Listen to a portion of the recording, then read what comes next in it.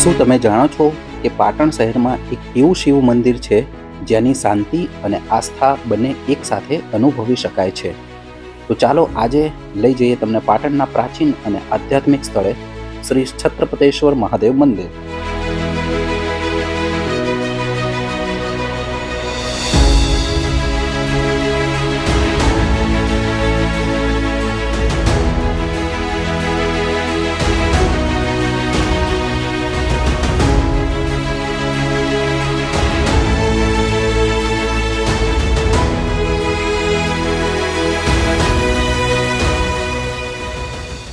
તો મિત્રો, મારું નામ શિવમ મોદી છે અને જે આપણે અત્યારે વિઝિટ કરી રહ્યા છીએ છત્રપતેશ્વર મહાદેવજીના મંદિરની, જે પાટણ ખાતે પંચાસરા દેરાસરની નજીક લોકેટેડ છે.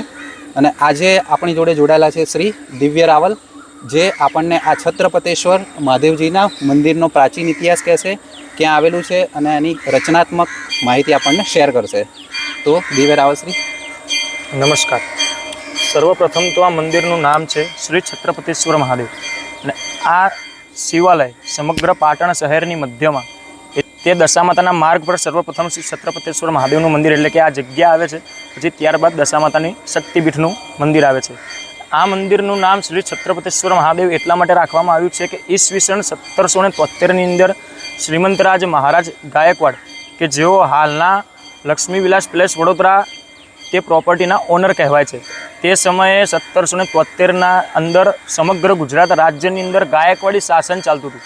અને તે સમયનું આ કલાકૃતિવાળું મંદિર છે. આ મંદિરની રચના કુલ 36 થાંભલાઓ પર કરવામાં આવી છે. તેથી આ મંદિરનું નામ શ્રી છત્રપતેશ્વર મહાદેવ નામ આપવામાં આવ્યું છે. અને આ મંદિરનો ખર્ચ ઈસવીસન 1773ની અંદર કુલ 25,000 જેટલો કરવામાં આવ્યો છે. હવે જે મંદિરની અંદર જેટલા પણ પથ્થર છે, કુલ 36 થાંભલા, 36 અલગ અલગ પથ્થરથી તેનું નિર્માણ કરવામાં આવ્યું છે.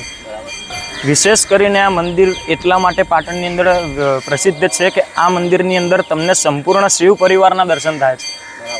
અને મહારાજ, આપણે અહીંયા કંઈક મેળો બી લાગે છે કાર્તિક સ્વામી મહારાજનો, તો એનું બી તમે ડિટેલમાં અમને. ભગવાન શ્રી કાર્તિકેય સ્વામીની પ્રતિમાના દર્શન ફક્ત અને ફક્ત કાર્તિકી પૂર્ણિમા એટલે કે દેવ દિવાળીના રોજ જ થાય છે. બાકી સંપૂર્ણ વર્ષ દરમિયાન તેમની ઉપર કપડાથી તે મૂર્તિને ઢાંકી દેવામાં આવે છે.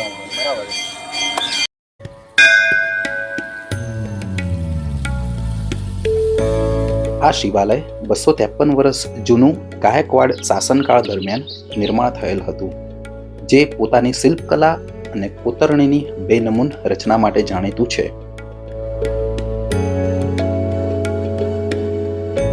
ઈસવીસન 1773માં વડોદરા સ્ટેટના રાજા દામાજીરાવ ગાયકવાડે આ મંદિરનું નિર્માણ શરૂ કરાવ્યું હતું.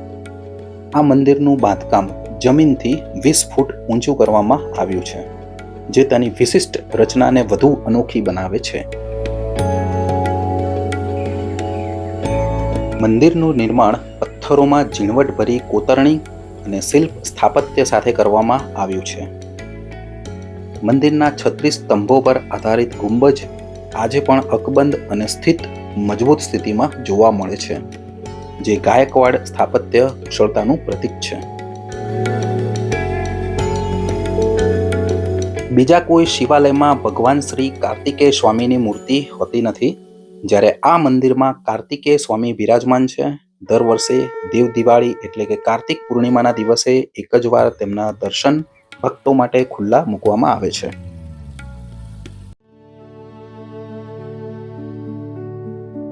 જો તમે પાટણ આવો છો તો છત્રપતેશ્વર મહાદેવની આ મુલાકાત તમારી લિસ્ટમાં ચોક્કસ રાખજો.